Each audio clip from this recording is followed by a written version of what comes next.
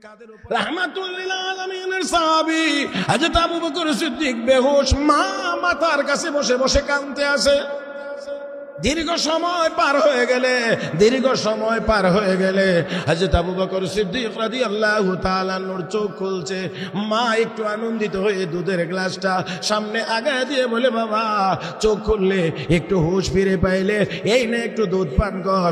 আদবের সাথে দুধের গ্লাস ফিরিয়ে দিয়ে মাকে ডাক দিয়ে বলছেন, মা গো, আগে আমাকে জানাও রাহমাতুল লিল আলামিন কোন অবস্থায় আছে। এত আসতে বললেন আল্লাহু আকবার। রাহমাতুল লিল আলামিন কোন অবস্থায় আছে? হযরত আবু বকর সিদ্দিক রাদিয়াল্লাহু তাআলা নূর মা ডেকে বলেন, রে বাবা, আমার কাছে তো সংবাদ নাই। যান পাশের বাড়ির খালাকে গিয়ে বলেন, জিজ্ঞেস করেন আল্লাহর নবী রাহমাতুল লিল আলামিন এই মুহূর্তে কোথায় আছে। আবু বকরের মা গেলেন, গিয়ে জিজ্ঞেস করলেন। মহিলা কয়, আমি জানি না, উত্তর দেয় না। মা এসে বলছে, আবু বকর জিজ্ঞেস করলাম, সে তো বলে জানে না। ঠিক আছে, আমাকে একটু ধরো। মায়ের শরীরে ভর করে আবু বকর সিদ্দিক এবার ওই মহিলার বাড়িতে গেলেন, গিয়ে দাঁড়াইলেন আর জিজ্ঞেস করেন খালা রাহমাতুল লিল আলামিন এই মুহূর্তে কোথায় আছেন। মহিলা একবার আবু বকর সিদ্দিকের চেহারার দিকে তাকায়, আর একবার মায়ের চেহারার দিকে তাকায়। আবু বকর বুঝতে পেরেছেন মহিলা বলতে চান না নবীর ঠিকানা। আমার মায়ের উপরে এখনো বিশ্বাস জন্মে নাই, না জানি নবীর কোনো ক্ষতি আবার হয়। হযরত আবু বকর ডাক দিয়ে বলেন, খালা বলেন, কোনো অসুবিধা নাই, উনি আমার মা, রাহমাতুল লিল আলামিনের কোনো ক্ষতি হবে না। আল্লাহু আকবার। কোনো ক্ষতি হবে না। দেখায় দিলেন, যাও দারে আরকাম। আল্লাহ হাবিব রাহমাতুল লিল আলামিনের ঠিকানা জানার পরে হযরত আবু বকর মায়ের কাঁধের উপরে হাত রেখে আস্তে আস্তে করে নবীর দিকে গেলেন। রাহমাতুল লিল আলামিনের চেহারা মুবারক যেই মাত্র দেখলেন, দেখা মাত্রই হযরত আবু বকর সিদ্দিক এখন আর মায়ের শরীরে হাত দিয়ে ভর করে হাঁটা লাগে না, নিজেই হাঁটতে আরম্ভ করেছে। মা ডাক দিয়ে কয়, রে বাবা, এতক্ষণ পর্যন্ত আমার কাঁধে হাত রেখে ভর করে হাঁটলি, আর এখন দেখি তুই নিজেই হাঁটতে পারিস। ডাক দেখো মা, রাহমাতুল লিল আলামিনের চেহারা মুবারক দেখা মাত্রই আমার অতীতের সব ব্যথা আর বেদনা আমি ভুলে গিয়েছি। আল্লাহ হাবিব রাহমাতুল লিল আলামিন নবী মুহাম্মদুর রাসূলুল্লাহ সাল্লাল্লাহু আলাইহি ওয়াসাল্লাম তাই বলেন, আমি আমার আবু বকরের বদলা দিয়ে যাইতে পারি নাই, আবু বকরের ইহসানের বদলা আমি দুনিয়াতে পরিশোধ করতে পারি নাই। আল্লাহ রাব্বুল আলামিনের কাছে আল্লাহর কাছে দোয়া করছি, আল্লাহ যেন তাকে উত্তম বদলা, পরিপূর্ণ বদলা দান করেন। হে মুসলমান, এই জন্য আমার নবী বলেন, জান্নাতীরা জান্নাতে যাবে, এক এক গেট দিয়ে জান্নাতে প্রবেশ করবে আর তারা খুশি হয়ে যাবে। আর আমার আবু বকরকে জান্নাতের 8টা গেট থেকে একসাথে আহ্বান করা হবে। আল্লাহু আকবার, আল্লাহু আকবার। إن أولياء الله لا خوف عليهم ولا هم يحزنون الذين آمنوا وكانوا يتقون। আল্লাহ রাব্বুল আলামিন বলেন, যারা আল্লাহর ওলি হয়ে যায়, আল্লাহর বন্ধু হয়ে যায়, আল্লাহর প্রিয় হয়ে যায়, তাদের কোনো ডর নাই, ভয় নাই। মরণের গাড়িতে ভয় নাই, কবরে ভয় নাই, হাসরে ভয় নাই, মিজানে ভয় নাই, পুলসিরাতে ভয় নাই, জাহান্নামের ভয় নাই। 6টা ঘাটি থেকে আমার আল্লাহ তাদেরকে নিরাপদে পার করে জান্নাতে পৌঁছায়া দিবেন। কয়টা ঘাটি পার করে? 6টা ঘাটি পার করে আল্লাহ রাব্বুল আলামিন আমাকে আপনাকে জান্নাতে পৌঁছানোর জন্যই এই মাহে রমজান আমাদেরকে দিয়েছেন। মুসলমান, সামান্য একটু কষ্ট হয়, আমার তো মনে হয় কোনো দিক থেকে আরো আরাম হয়। হ্যাঁ, রমজান মাসে কিছু দিক থেকে অনেক আরাম হয়, অনেক ঔষধ কম সেবন করলেও চলে। হ্যাঁ, অনেক ঔষধ কম সেবন করলেও চলে। তাহলে এখানে একটু কথা বুঝতে হবে, আসলে বেশি খাওয়ার মধ্যে সুবিধা না কম খাওয়ার মধ্যে সুবিধা? এখন তো শুধু খাওয়ার পিছনে আছি। কত খাওয়া যায়, কত খাইতে চাই আমরা, কত খাইতে চাই। শাইখুল হাদিস ওয়াত তাফসীর ওয়াল ফিকহ হযরত আকদাস মাওলানা মুফতি জারু আলী খান রাহমাতুল্লাহ আলাইহি সেজন্য বলতেন তোমাকে আগে সিদ্ধান্ত নিতে হবে তুমি খাইবা না খানা তোমারে খাইবা। বুঝেন নাই? তুমি খানা খাইবা না খানায় তোমারে খাইবো এটা সিদ্ধান্ত নিতে হবে। কম খাইবা তো তুমি সারা জীবন খাইতে পারবা, আর বেশি খাইবা তো কিছুদিন পরে সেই খানাই তোমাকে খেয়ে ফেলবে। বর্তমান দুনিয়াতে বেশি খাওয়ার কারণে অধিকাংশ মানুষ অসুস্থ, বেশি খাওয়ার কারণে, যার কারণে ডাক্তারদের কাছে গেলে শুধুই বলে কম খান, কম খান, কমায় খান, কম করেন, কম। এই কমের নসিহত করতে করতে ডাক্তাররা শুদ্ধ খায়, কিন্তু তারপরেও কমানো যায় না। তাহলে বোঝা গেল যে আসলে বেশি খাওয়ার মধ্যে আরাম না, কম খাওয়ার মধ্যে আসলে আরাম। হ্যাঁ, কম খাওয়ার মধ্যে আরাম অনেক রোগ ব্যাধি থেকে। এই জন্য পেটটাকে বলা হয়েছে আল মিয়াদাতু বাইতুল আদওয়া। এই পাকস্থলীটা হলো সকল রোগের ঘর, কেন্দ্র, এখান থেকে সব ছড়ায়। এই জন্য এটাকে যত বেশি সুন্দর পরিষ্কার রাখা যায়, যত বেশি নিয়ন্ত্রণে রাখা যায়, অন্যান্য রোগ ব্যাধি তত বেশি নিয়ন্ত্রণে থাকবে। মুহতারাম হাজরিন, যাই হোক, আসুন তো আল্লাহ রাব্বুল আলামিন এই পবিত্র মাস আমাকে আপনাকে দান করেছেন।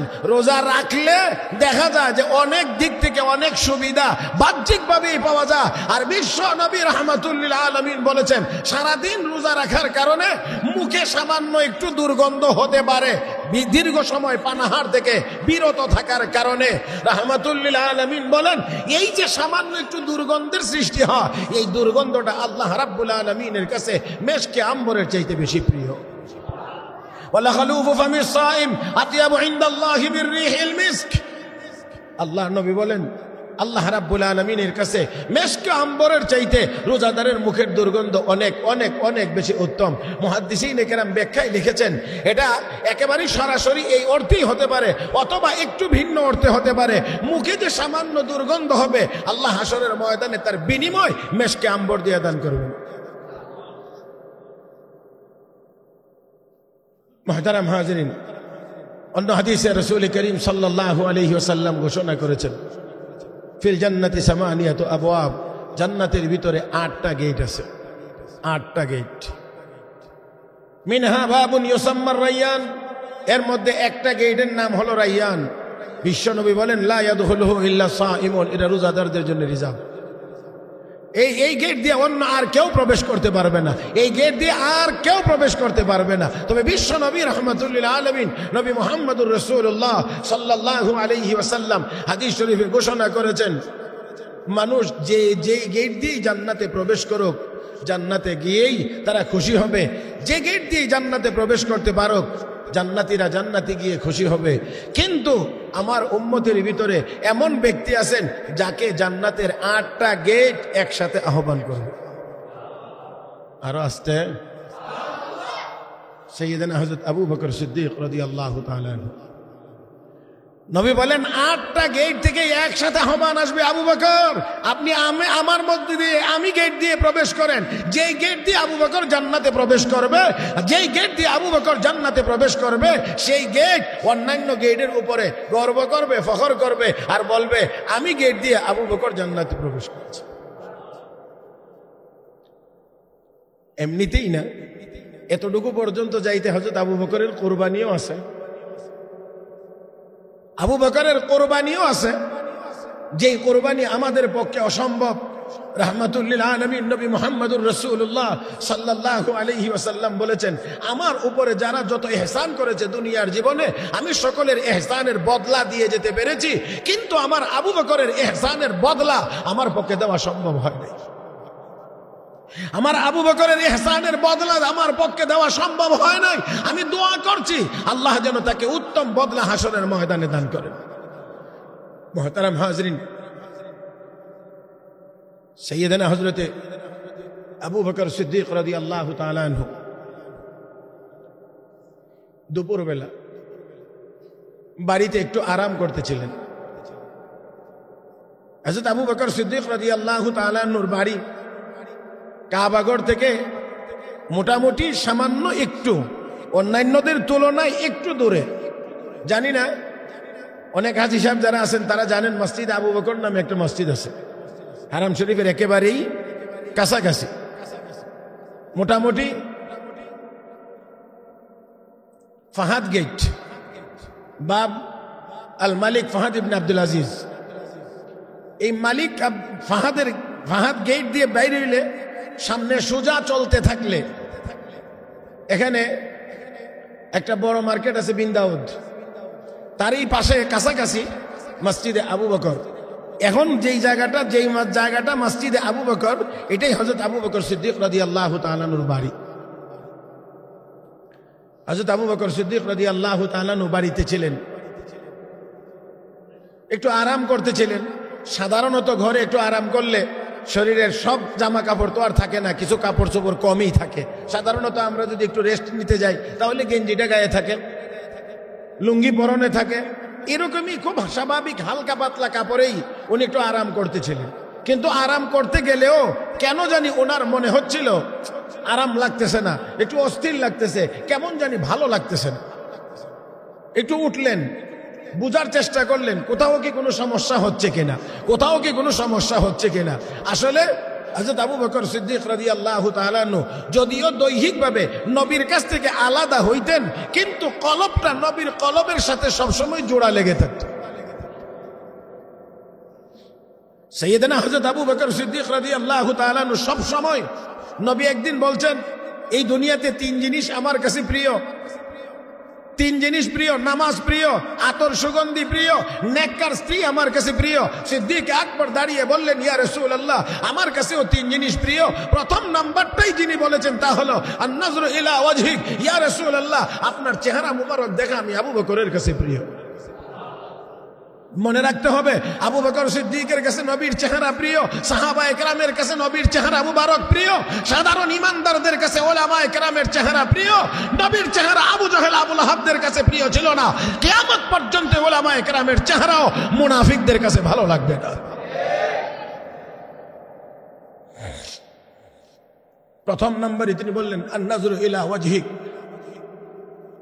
ও আল্লাহর নবী, আপনার চেহারা মুবারক দেখা আমি আবু বকরের কাছে সবচেয়ে প্রিয়। দুই নাম্বার হলো ওয়াল ইনফাকু আলা আমরিক, আমার মাল আপনার হুকুম মোতাবেক খরচ করা, এটা আমি আবু বকরের কাছে প্রিয়। ওয়া বিনতি আলা ফিরাশিক, আমার মেয়ে আয়েশা আপনার স্ত্রী হওয়া, এটা আমি আবু বকরের কাছে অনেক প্রিয়। দেখেন, লক্ষ্য করে, নবী বলছেন তিনটা, সেজন্য আবু বকর সিদ্দিকও বলছেন তিনটা, সংখ্যায় বলেছেন তিনটা, কিন্তু কথা মূলত বলেছেন একটা, আপনার চেহারা, আপনার হুকুম, আপনি আমার মেয়ের স্বামী। তার মানে তিনটা কথা নবীকে কেন্দ্র করে, একেবারেই নবীকে কেন্দ্র করে। চেহারা আপনার, চোখ আমার, মাল আমার, হুকুম আপনার, মেয়ে আমার, স্ত্রী আপনার, সবগুলো নবীকে কেন্দ্র করে। মুহতারাম হাজরিন, তো সেই আবু বকর সিদ্দিক রাদিয়াল্লাহু তাআলা আনহু একটু অস্থির কেমন জানি লাগতেছে, মনে হচ্ছে যেন কেমন একটা অশান্তি লাগতেছে। এবারেই খোঁজ খবর, এবার একটু কান পেতে খোঁজ নেওয়ার চেষ্টা করলেন, আওয়াজ শোনা যায়, গন্ডগোলের মানে একটু বড় আওয়াজের একটু নমুনা আভাস পাওয়া যায়। সিদ্দিক আকবর রাদিয়াল্লাহু তাআলা আনহুর কলবে এই কথা জাগ্রত হয়ে গেছে, নিশ্চয়ই হারামের সামনে, মসজিদের সামনে কোনো কিছু একটা হচ্ছে। আল্লাহর নবীর সাহাবী স্বাভাবিক যেই কাপড় পরিধান করে বের হওয়ার কথা, এতটুকু কাপড়ও হযরত আবু বকরের গায়ে ছিল না। একেবারেই রেস্ট নেওয়ার জন্য, আরামের জন্য যতটুকু কাপড়ের দরকার ততটুকু কাপড় নিয়েই দৌড় দিয়ে আসলেন। আসার পরে দেখতে পাইলেন রাহমাতুল লিল আলামিন বিশ্ব নবী মুহাম্মদুর রাসূলুল্লাহ সাল্লাল্লাহু আলাইহি ওয়াসাল্লাম ওই কাবা চত্বরে উকবা ইবনে আবি মুঈতের হাতে আল্লাহর নবী নির্যাতিত হচ্ছে। সবাই গোল হয়ে মানুষ এই তামাশা দেখতে আসে। রাহমাতুল লিল আলামিন নবী মুহাম্মদুর রাসূলুল্লাহ সাল্লাল্লাহু আলাইহি ওয়াসাল্লাম সে উকবা ইবনে আবি মুঈতের হাতে লাঞ্ছিত হচ্ছেন, অপমানিত হচ্ছেন, আল্লাহর নবী নির্যাতিত হচ্ছেন। এই মানব প্রাচীর ভেদ করে সিদ্দিক আকবর দৌড়িয়ে এসে উকবা ইবনে আবি মুঈতকে সরায়া বলছে, এই উকবা, নেতা বলে মনে করিস আর মুহাম্মদুর রাসূলুল্লাহর উপরে হাত তুললে, আতাকতুলুনা রাজুলান আইয়াকুলা রাব্বি আল্লাহ, আমার রব আল্লাহ, এই কথা বলার কারণে এই লোকটার উপরে আঘাত। নেতা পরিচয় দিতে কি তোর লজ্জা লাগে না? এই কথা বলে তার হাত থেকে ছড়ায়া হযরত আবু বকর সিদ্দিক রাদিয়াল্লাহু তাআলা আনহু নবীকে নিয়ে যাচ্ছিলেন। সাইয়েদনা হযরত আলী রাদিয়াল্লাহু তাআলা আনহু বলেন যে আবু বকর সিদ্দিক ওই দিন যেই সাহস দেখাইছে, আমরা তখন বয়সে ছোট, কিছুই করার ছিল না, কিছুই করতে পারতেছিলাম না, কিন্তু হযরত আবু বকর সিদ্দিক এই জায়গাতে এসেও নিজের জান বাজি রেখে নবীকে তার হাত থেকে ছড়ায়া নেওয়ার চেষ্টা করেছেন। ওকবা প্রথমে বুঝতে পারে নাই, পরে জিজ্ঞেস করলেন এটা কে? এটা আবু কুহাফা উসমান ইবনে আমিরের ছেলে আবু বকর। এবার হামলা শুরু হয়েছে ঘুরাইয়া হযরত আবু বকর সিদ্দিকের উপর। হযরত আবু বকর সিদ্দিক রাদিয়াল্লাহু তাআলা আনহুকে এমন ভাবে আঘাত করা হয়েছে তিনি বেহুশ হয়ে গিয়েছেন। রাহমাতুল লিল আলামিনের সাহাবী হযরত আবু বকর সিদ্দিক বেহুশ, মা মাথার কাছে বসে বসে কাঁদতে আছে। দীর্ঘ সময় পার হয়ে গেলে হযরত আবু বকর সিদ্দিক রাদিয়াল্লাহু তাআলা আনহুর চোখ খুলছে। মা একটু আনন্দিত হয়ে দুধের গ্লাসটা সামনে আগায় দিয়ে বলে, বাবা চোখ খুললে, একটু হুঁশ ফিরে পাইলে, এই না একটু দুধ পান কর। আদবের সাথে দুধের গ্লাস ফিরিয়ে দিয়ে মাকে ডাক দিয়ে বলছেন, মা গো, আগে আমাকে জানাও রাহমাতুল লিল আলামিন কোন অবস্থায় আছে? এত আসতে বললেন আল্লাহু আকবার। রাহমাতুল লিল আলামিন কোন অবস্থায় আছে? হযরত আবু বকর সিদ্দিক রাদিয়াল্লাহু তাআলা আনহুর মা ডেকে বলেন, রে বাবা, আমার কাছে তো সংবাদ নাই। যান পাশের বাড়ির খালাকে গিয়ে বলেন, জিজ্ঞেস করেন আল্লাহর নবী রাহমাতুল লিল আলামিন এই মুহূর্তে কোথায় আছে। হযরত আবু বকরের মা গেলেন, গিয়ে জিজ্ঞেস করলেন। মহিলা কয়, আমি জানি না, উত্তর দেয় না। মা এসে বলছে, আবু বকর জিজ্ঞেস করলাম, সে তো বলে জানে না। ঠিক আছে, আমাকে একটু ধরো। মায়ের শরীরে ভর করে আবু বকর সিদ্দিক এবার ওই মহিলার বাড়িতে গেলেন, গিয়ে দাঁড়াইলেন আর জিজ্ঞেস করেন খালা রাহমাতুল লিল আলামিন এই মুহূর্তে কোথায় আছেন? মহিলা একবার আবু বকর সিদ্দিকের চেহারার দিকে তাকায় আর একবার মায়ের চেহারার দিকে তাকায়। আবু বকর বুঝতে পেরেছেন মহিলা বলতে চান না নবীর ঠিকানা। আমার মায়ের উপরে এখনো বিশ্বাস জন্মে নাই, না জানি নবীর কোনো ক্ষতি আবার হয়। হযরত আবু বকর ডাক দিয়ে বলেন, খালা বলেন, কোনো অসুবিধা নাই, উনি আমার মা, রাহমাতুল লিল আলামিনের কোনো ক্ষতি হবে না। আল্লাহু আকবার। কোনো ক্ষতি হবে না। দেখায় দিলেন, যাও দারে আরকাম। আল্লাহ হাবিব রাহমাতুল লিল আলামিনের ঠিকানা জানার পরে হযরত আবু বকর মায়ের কাঁধের উপরে হাত রেখে আস্তে আস্তে করে নবীর দিকে গেলেন। রাহমাতুল লিল আলামিনের চেহারা মুবারক যেই মাত্র দেখলেন, দেখা মাত্রই হযরত আবু বকর সিদ্দিক এখন আর মায়ের শরীরে হাত দিয়ে ভর করে হাঁটা লাগে না, নিজেই হাঁটতে আরম্ভ করেছে। মা ডাক দিয়ে কয়, রে বাবা, এতক্ষণ পর্যন্ত আমার কাঁধে হাত রেখে ভর করে হাঁটলি, আর এখন দেখি তুই নিজেই হাঁটতে পারিস। ডাক দেখো মা, রাহমাতুল লিল আলামিনের চেহারা মুবারক দেখা মাত্রই আমার অতীতের সব ব্যথা আর বেদনা আমি ভুলে গিয়েছি। আল্লাহর হাবিব রাহমাতুল লিল আলামিন নবী মুহাম্মদুর রাসূলুল্লাহ সাল্লাল্লাহু আলাইহি ওয়াসাল্লাম তাই বলেন, আমি আমার আবু বকরের বদলা দিয়ে যাইতে পারি নাই, আবু বকরের ইহসানের বদলা আমি দুনিয়াতে পরিশোধ করতে পারি নাই। আল্লাহ রাব্বুল আলামিনের কাছে আল্লাহর কাছে দোয়া করছি, আল্লাহ যেন তাকে উত্তম বদলা, পরিপূর্ণ বদলা দান করেন। হে মুসলমান, এই জন্য আমার নবী বলেন, জান্নাতীরা জান্নাতে যাবে, এক এক গেট দিয়ে জান্নাতে প্রবেশ করবে আর তারা খুশি হয়ে যাবে। আর আমার আবু বকরকে জান্নাতের 8টা গেট থেকে একসাথে আহ্বান করা হবে। আল্লাহু আকবার, আল্লাহু আকবার। ও মুসলমান, হযরত আবু বকর সিদ্দিক রাদিয়াল্লাহু তাআলা আনহু, আবু বকর সিদ্দিক রাদিয়াল্লাহু তাআলা আনহু নবীর এত প্রিয়, আর জান্নাতের 8টা গেট একসাথে আহ্বান করবে। শুধুমাত্র তা না, আমার নবী বলেন, গোটা উম্মতের ঈমান যদি এক পাল্লায় রাখা হয়, আবু বকরের ঈমান যদি আরেক পাল্লায় রাখা হয়, তাহলে আবু বকরের ঈমানের পাল্লাটা ভারী হয়ে যাবে।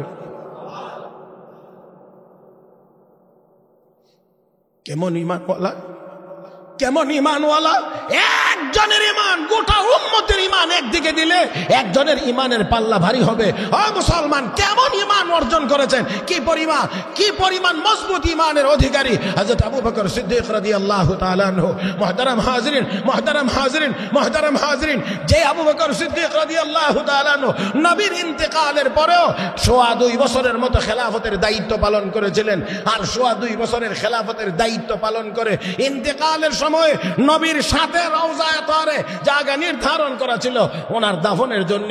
তারপরে হযরত আবু বকর বলেন, ইন্তেকালের পরে আমাকে এমনিতেই দাফন করে দিও না, আগে একটু যাচাই করে নিও জীবদ্দশায় নবী আমার উপরে সন্তুষ্ট ছিলেন, ইন্তেকালের পরেও নবী কি আমার উপরে সন্তুষ্ট কি না, এটা আগে একটু যাচাই করে দিও। যদি অসন্তুষ্ট হয়ে যান কোনো কারণে আর আমাকে যদি এখানে দাফন করা হয় তাহলে আল্লাহর নবীর কষ্ট হবে। এখানে আল্লাহু আকবার আরো জোরে বলার দরকার। আমার উপরে নবী যদি অসন্তুষ্ট হয়ে থাকেন আর এমতো অবস্থায় দাফন করা হয় তাহলে নবীর কষ্ট হবে। এজন্য আগে যাচাই করে নিও। তাহলে যাচাই কিভাবে হবে? লাশ রওজায়ে তাহরের গেটে নিয়ে রাখবা, গেটটা আপনিতে খুলতে হবে। গেটের সামনে নিয়ে লাশ রাখবা, গেট আপনিতে খুলতে হবে। 2 নাম্বার, নবীকে সালাম দিয়ে অনুমতি চাইবা। নবীকেও আপনার হিজরতের সাথী আবু বকরের লাশ আনা হয়েছে, আপনি অনুমতি দিলে দাফন করব। আবার হযরত আলী বলেন, লাশ নিয়ে গেটের সামনে রাখা মাত্রই গেট আপনিতেই খুলে গিয়েছে। সালাম দিলেন হযরত আলী, ইয়া রাসূলুল্লাহ, আপনার হিজরতের সাথী আবু বকরের লাশ আনা হয়েছে, অনুমতি দিলে দাফন করা হবে। রাহমাতুল লিল আলামিনের জবাবের আওয়াজ রওজায়ে আতহারের ভিতর থেকে বেরিয়ে এসেছে, আদখিলুল হাবিব আলাল হাবিব, বন্ধুর বাড়িতে বন্ধুকে রেখে দাও, অনুমতি লাগবে না। আমি বিশ্ব নবী আমার আবু বকরের জন্য 2 বছর থেকে অপেক্ষা করতে আসি। ও মুসলমান, তো হযরত আবু বকরের কুরবানিও ছিল অনেক। এই কোরবানির বিনিময়ে আল্লাহ রাব্বুল আলামিন এত উপরের মর্যাদা দান করেছেন। আমি আগেও মনে হয় বলেছিলাম যে নবীদেরকে যদি আলাদা করা হয়, বাকি যত মানুষ থাকবে আদম নবীর উম্মত থেকে নিয়ে কিয়ামত পর্যন্ত সব মানুষের মধ্যে শ্রেষ্ঠ মানুষ আবু বকর, হযরত আবু বকর সিদ্দিক রাদিয়াল্লাহু তাআলা আনহু। এবারে আসেন আমার ভাইয়েরা, বলছিলাম কোরবানি, এই মাহে রমজান আমরা একটা হাদিসের কথা শুনি, অনেকে হয়তো শুনেছি জানি। সর্বপ্রথম জুমার দিন যেই লোকটি মসজিদে আসবে, জুমার দিন সর্বপ্রথম যে ব্যক্তি মসজিদে প্রবেশ করবে, বিশ্ব নবী বলেন সে একটা উট কুরবানি দেওয়ার সওয়াব পাবে। তারপরে যে আসবে একটা গরু কুরবানি দেওয়ার সওয়াব পাবে। তারপরে যে আসবে সে একটা ভেড়া কুরবানি দেওয়ার সওয়াব পাবে। যে তারপরে আসবে ওই লোকটা একটা মোরগ আল্লাহর রাস্তায় দান খয়রাত করার সওয়াব পাবে। মুহাদ্দিসিনে কেরাম লেখেন যে এই জন্য বলা হয় যে জুমার দিন শুধু নামাজ পড়ারই দিন না, জুমার দিন দান খয়রাতেরও দিন। জুমার দিন দান খয়রাতেরও দিন। রমজান মাস শুধু রোজা রাখার মাস না, এটা রমজান মাস দান খয়রাতেরও মাস। কারণ এই মাসে একে কত, আস্তে করেন কিন্তু, একে কত 70, যদি 10 দিয়ে গুণ করেন তাহলে মাসালুল্লাযীনা ইউনফিকুনা আমওয়ালাহুম ফী সাবিলিল্লাহ কামাসালি হাববাতিন আনবাতাত 7 সানাবিল ফী কুল্লি সুনবুলাতিন 100 হাব্বা ওয়াল্লাহু ইউদাঈফু লিমান ইয়াশা। আল্লাহ রাব্বুল আলামিন যদি চান আরো বাড়ায় দিতে পারেন। আল্লাহু ইউদাঈফু লিমান ইয়াশা, আল্লাহ যাকে চাইবেন তারে আরো বাড়ায় দিবেন। আল্লাহর ভান্ডারে কোনো কিছুর কমতি, আল্লাহর ভান্ডারে কোনো কিছুর অভাব নাই। তাহলে আল্লাহ চাইলে আরো বাড়ায় দিতে পারেন, এটা আমার আল্লাহর ইচ্ছা। আল্লাহ কাকে কতটুকু দিবেন? গরিব সাহাবীরা গিয়ে বলেন ইয়া রাসূলুল্লাহ, ধনী সাহাবীরা নামাজ পড়ে, আমরাও নামাজ পড়ি, তারা রোজা রাখে, আমরাও রোজা রাখি, কিন্তু তারা তো যাকাত দেয়, তারা বিভিন্ন দান খয়রাত করে, তা তো আমরা করতে পারি না। আমলের প্রতিযোগিতায়, সওয়াবের প্রতিযোগিতায় আমরা তো তাদের সাথে কোলাইতে পারতেছি না। হ্যাঁ মুসলমান, দেখেন সাহাবীদের মধ্যে প্রতিযোগিতা ছিল কার নেক বেশি, কি বলেন না, কার কি বেশি? নেক বেশি। আর আমাদের প্রতিযোগিতা হলো কার ক্ষেত বেশি। আরে ক্ষেত মানে সম্পদ, আর কি, কার ক্ষেত বেশি, জায়গা বেশি। সাহাবীদের মধ্যে প্রতিযোগিতা ছিল নেক কার বেশি। আর আমাদের মধ্যে কার সম্পদ বেশি, ক্ষেত বেশি? মুহতারাম হাজরিন, হযরত আবু বকর, হযরত ওমর, দুইজনের মধ্যে একদিন সামান্য একটু হালকা পাতলা বিতর্ক। হযরত আবু বকর কয়, ওমর তুমি আল্লাহর কাছে দামি। হযরত ওমর কয়, না আপনি আল্লাহর কাছে দামি। না ওমর তুমি আল্লাহর কাছে দামি, তুমি জমিনে দাঁড়ায়া যা বলো আরশের মালিক আল্লাহ তাই বলে। তুমি জমিনে দাঁড়ায়া যা বলো আরশের মালিক তাই বলে। এটা এক জায়গা দুই জায়গা না, মুফাসসিরিন ইকরাম লিখেছেন এমন জায়গা আছে অন্তত 28টা যেখানে হযরত ওমর জমিনে যা বলছেন আরশের মালিক তাই বলছেন।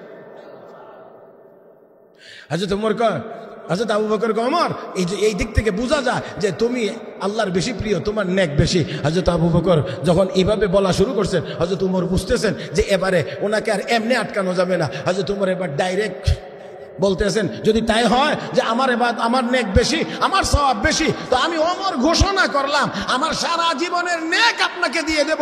আপনি শুধু নবীর সাথে হিজরতের সময়ে ওই সূর পর্বতের গুহা যে 3 দিন ছিলেন, এই 3 দিনের নেকি আমাকে দিয়ে দেন, আমি ওমর আমার গোটা জিন্দেগীর নেক আপনাকে দিয়ে দেব। ও ভাইরা, সওয়াবের প্রতিযোগিতা। আল্লাহ জান্নাতের দিকে যাওয়ার কথাও বলেছেন প্রতিযোগিতামূলক। ওয়াসারিউ ইলা মাগফিরাতিন মির রাব্বিকুম ওয়া জান্নাতিন আরদুহাস সামাওয়াতু ওয়াল আরদ উইদ্দাত লিল মুত্তাকিন। আল্লাহ কো জান্নাতের দিকে প্রতিযোগিতা লাগো, প্রতিযোগিতা। কে কার আগে জান্নাতে যাইতে পারো, কে কার আগে জান্নাতে যাইতে পারো। আল্লাহু আকবার। আল্লাহ কো বান্দা দৌড় দে, দৌড় দে, কে কার আগে জান্নাতে যাইতে পারি। ও মুসলমান, মুসলমানের মধ্যে তো প্রতিযোগিতা হওয়ার কথা জান্নাত নিয়ে, জান্নাত নিয়ে কার আগে কে জান্নাতে যাইতে পারে। কিন্তু এখনের প্রতিযোগিতা হলো সম্পদ নিয়ে, কে কার চাইতে বেশি দুর্নীতি করতে পারে,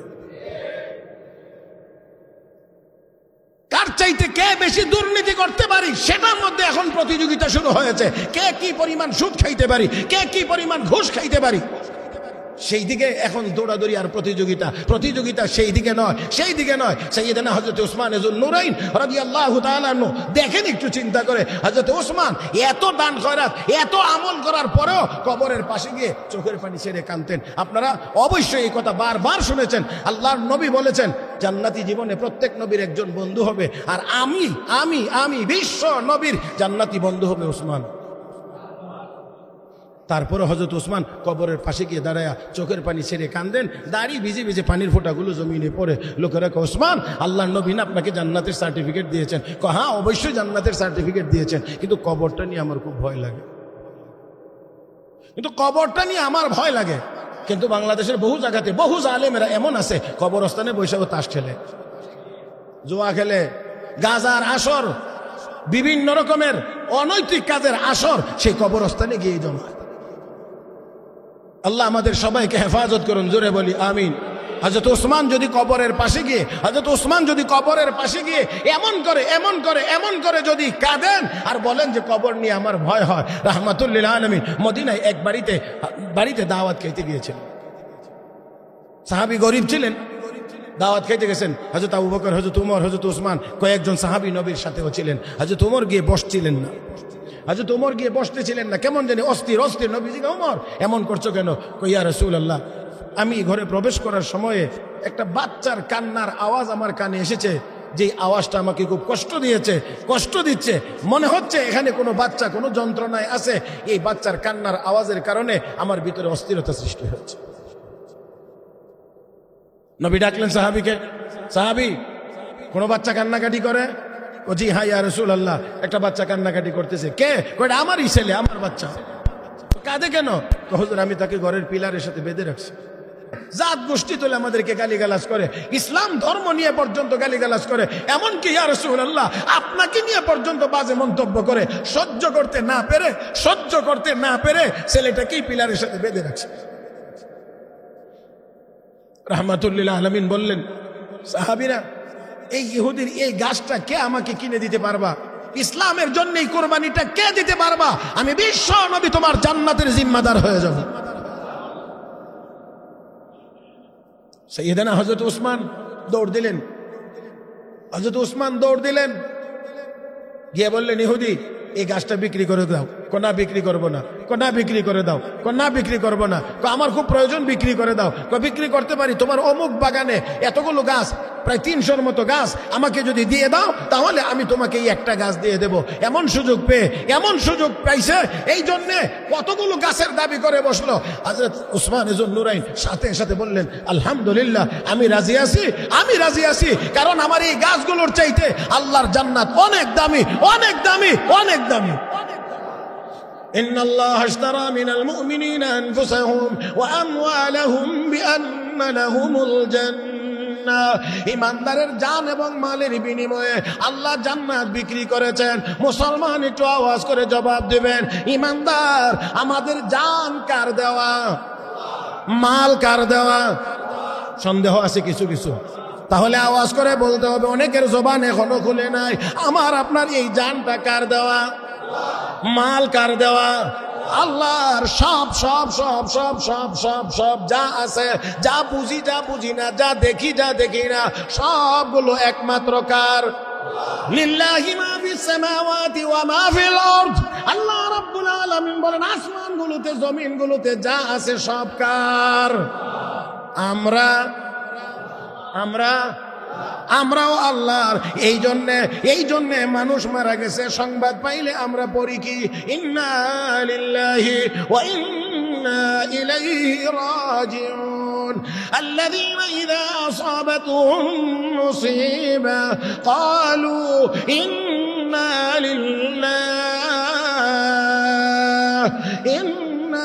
লিল্লাহি ওয়া ইন্না ইলাইহি রাজিউন। আমরা সবাই কার জন্যে? তাহলে সবাই আমরা আল্লাহর, সবাই আল্লাহর দিকে ফিরে যাব। কার দিকে ফিরে যাব? ইচ্ছায় হোক অনিচ্ছায় হোক, বিশ্বাস করে হোক আর অবিশ্বাসী হয়ে হোক, যাইতে হবে কার কাছে?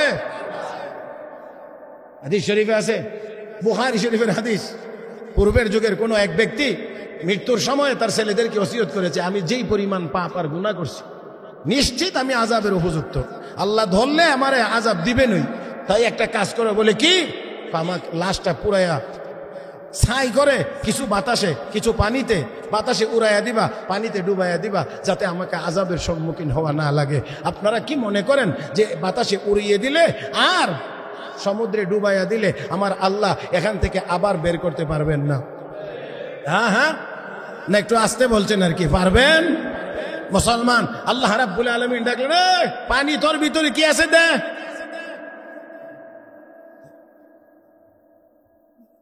আল্লাহ জিজ্ঞেস করেন, কি ব্যাপার, এই কাজ কেন করলি? আল্লাহ, একমাত্র তোমার আযাবের ভয়ে। আল্লাহ, একমাত্র তোমার আযাবের ভয়ে, আমি যেই পাপ করেছি আমি আযাবের উপযুক্ত, একমাত্র তোমার আযাবের ভয়ে। তোর কি বিশ্বাস ছিল যে আমি তোকে আযাব দেব, আযাব দিতে পারবো? বলে হ্যাঁ অবশ্যই। না, তুই যখন আমার আযাবকে এতই ভয় করলে, এই ভয়ের কারণে তোর মাফই করে দেব।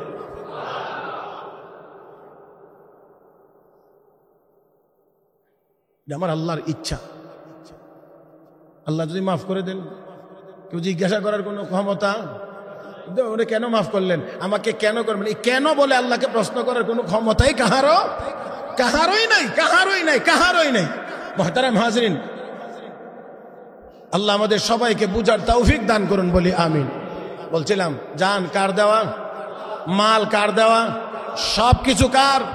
আসমান জমিনে যা আছে সব আল্লাহ। তো আল্লাহই জান দিলেন, আল্লাহই মাল দিলেন, আবার কো জান্নাত বিক্রি করলাম জান আর মালের বিনিময়ে। ও মুসলমান, আল্লাহ কো বান্দা, তোর কাছে তো আসলে কিছুই নাই, তুই না, তোরই তো আমি বানাইলাম। কাইফা তাকফুরুনা বিল্লাহি ওয়া কুনতুম আমওয়াতান ফাআহইয়াকুম। কেমনে তুই না ফরমানি করিস? তুই না, আমি আল্লাহ তোরে বানাইছি, ফাআহইয়াকুম, আল্লাহ বানাইছেন। তাহলে আমরা সব যা আছি পৃথিবীতে সব একমাত্র কার? তোর কাছে যদি কিছু চাই তাহলে তুই তোর দিতে পারবে না, এই জন্য আগে তোরে বানাইলাম, তোরে আমার সম্পদ দিয়া, এখান থেকে আমি আবার তোর কাছে কিছু চাইলাম, যাতে করে তুই আমাকে কিছু দেস, আর আমি আল্লাহ খুশি হয়ে তোরে আরো বড় নিয়ামত জান্নাতের মালিক বানাই। হযরত উসমান ইবনে নুরাইন রাদিয়াল্লাহু তাআলা আনহু বললেন ঠিক আছে, আমি একটা গাছ নিয়ে নিলাম, তোর যত গাছ মনে চায় তোর গাছ নিয়ে যা। আল্লাহর নবী বলেছেন এই গাছ আমার লাগবে।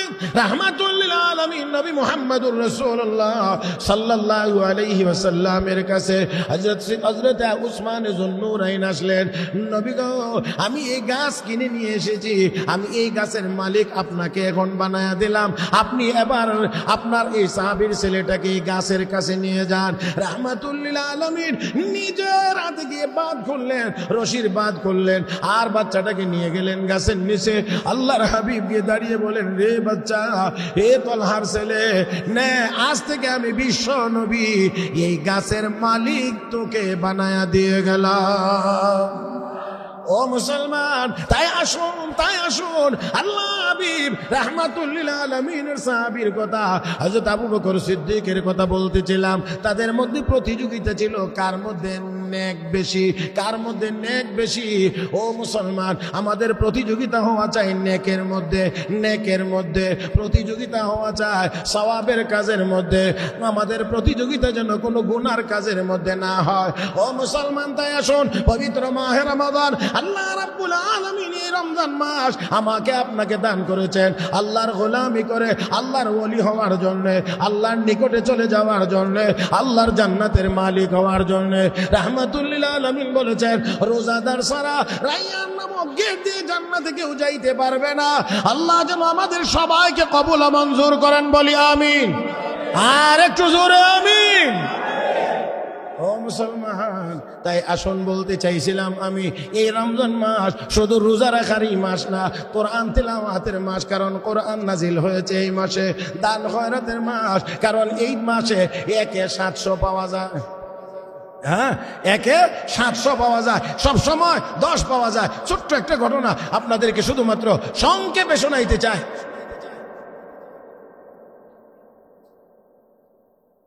জগৎ বিখ্যাত আল্লাহর ওলি হযরত রবি ইবনে সুলাইমান রাহমাতুল্লাহি আলাইহি, রবি ইবনে সুলাইমান রাহমাতুল্লাহি আলাইহি হজের সফরে বের হয়েছিলেন। হজের সফরে ভাই বেরাদর সহ, আত্মীয় স্বজন সহ বড় এক কাফেলা নিয়ে তিনি ইরাকের বিভিন্ন অঞ্চল পাড়ি দিয়ে কুফাতে এসে রাত্রি যাপন করবেন সিদ্ধান্ত নিয়েছেন। তাঁবু টানাইছেন। আগে তো পায়ে চলতে থাকতো, রাত্র হইছে সুবিধা মতো জায়গায় তাঁবু টানায় বাস হাজি সাহেব এখানে থাকতেন। পরদিন আবার সফর শুরু হইতো। মুহতারাম হাজরিন, তো হযরত রবি ইবনে সুলাইমান চিন্তা করলেন, একটু ঘুরে ফিরে দেখি তো, কুফা নগরী তো ইসলামের স্মৃতি বিজড়িত জায়গা, ইসলামের বহু নিদর্শন এর সাথে জড়িত, একটু ঘুরে ফিরে দেখি। দেখতে কেমন? হাঁটতেছেন, তাকায়া দেখেন এক জায়গায় এক মহিলা মরা গরুর গোশত কেটে কেটে ব্যাগের ভিতরে ঢুকাইতেছে। হযরত রবি ইবনে সুলাইমান চিন্তা করলেন, সর্বনাশ, মরা গরুর গোশত মহিলা কেটে নিয়ে যাবে কোথায়? বাজারে টাজারে বিক্রি করে আবার মুসলমানকে হারাম খাওয়ায় কিনা, এই জন্য একটু দেখি তো। একটু দাঁড়াইলেন, দূর থেকে অনুসরণ করতে লাগলেন। দেখলেন অল্প কিছু গোশত কেটেই মহিলাটি আস্তে আস্তে করে এবার পথ চলতে শুরু করেছে। তিনি বলেন, আমিও পিছনে পিছনে হাঁটতে শুরু করলাম। দেখলাম যে না, বাজারে যায় না, বাড়ির ভিতরে গিয়ে ঢুকছে। একটা বাড়ির ভিতরে গিয়ে নক করেছে। ছোট ছোট কয়েকজন মেয়ে বের হয়েছে, তাদের হাতে ব্যাগটা উঠাইয়া দিয়ে বলতে আছে, মায়েরা, আল্লাহর পক্ষ থেকে যা পেয়েছো খেয়ে শুকরিয়া আদায় করো। আমি এই আওয়াজ শুনে বুঝতে পারলাম তারা মুসলমান।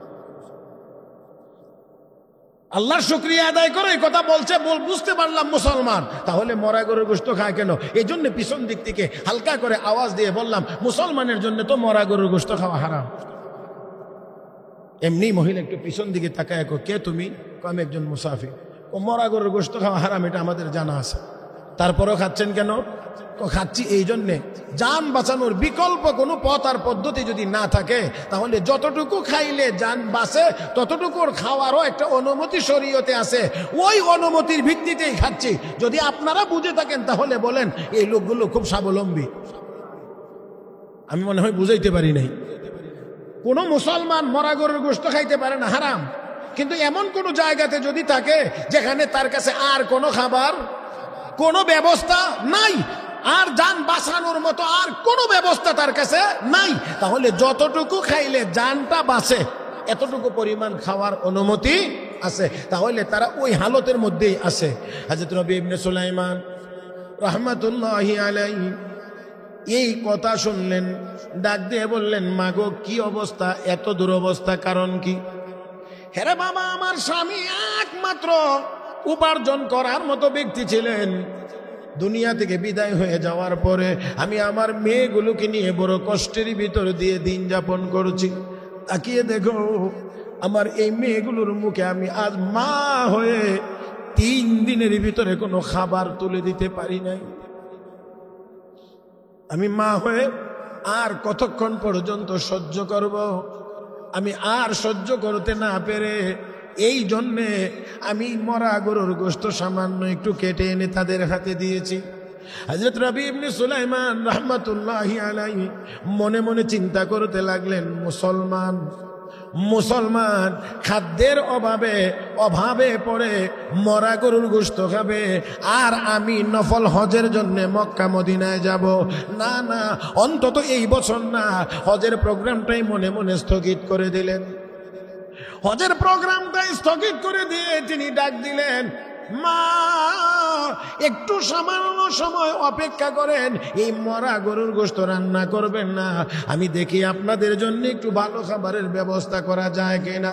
মহিলাটি ডাক দিয়ে কয়, রে বাবা, মরা গরুর গোশত খাওয়া তো এটা আমাদের কোনো শখের বিষয় না, আনন্দের বিষয় না, ঠেকায় পরে নিয়ে এসেছিলাম।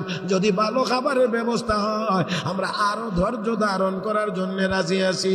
হযরত রবি ইবনে সুলাইমান রাহমাতুল্লাহি আলাইহি গেলেন, হাজীদের কাছ থেকে বিদায় নিলেন। আমি আর হজে যাব না। এবার তিনি টাকা পয়সা নিয়ে বাজারে প্রবেশ করলেন। রুটি বানানোর জন্য, যা খাবারের জন্য যা যা প্রয়োজন সব নিলেন, কিছু কাপড় চোপড় নিলেন, অবশিষ্ট টাকাগুলো এর ভিতরেই ঢুকায় হাদিয়া নিয়ে বাড়িতে পেশ করলেন। ডাক দিয়ে বললেন, নেন, এইগুলো আপনাদের জন্য হাদিয়া।